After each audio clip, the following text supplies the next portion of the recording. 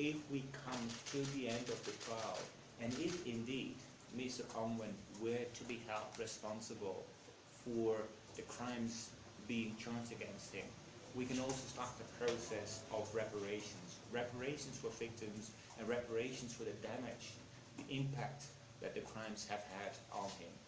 For these three reasons, this is a historic day. But the organization of such a trial is a complicated exercise. And having organized, in itself it was a big challenge to have as many victims participate in the proceedings. We worked very hard to bring as many victims on board, but we recognized that not all have been able to participate and to submit their application in time. But we will continue to have an intensive campaign. Reparations, as I mentioned, it comes at the end of the process, and in case there is indeed a conviction of Mr. Ongwen, the principle first is that an accused himself, in this case himself, is responsible for the payment. If that is not possible, the court has to look at other means for that.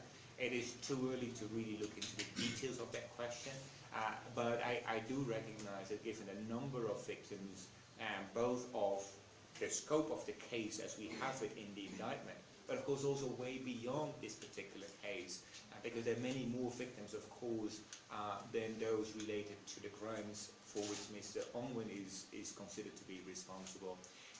And that goes beyond the means, of course, of a particular accused person. We have also, in partnership with the Trust Fund for Victims and Trust Fund for Victims, there are voluntary contributions from states to provide all kinds of support. That is never enough, but we do the maximum. Other cases, starting for the first time with the implementation and the development of reparation orders. It can be individual reparation, it can be collective reparations, it can be symbolic reparations.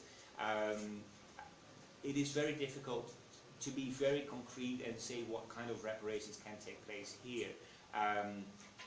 It much depends on the final conviction, if a conviction will follow of Mr. Ongwen, for which charges, who are the victims of those crimes for which he could have been found guilty.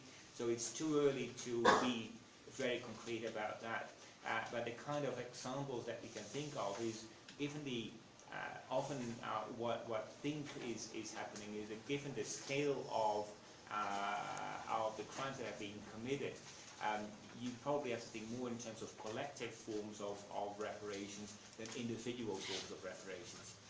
That being said, if people may have been mutilated as a result of concrete crimes, then there are, of course, possibilities for individual medical treatment of victims.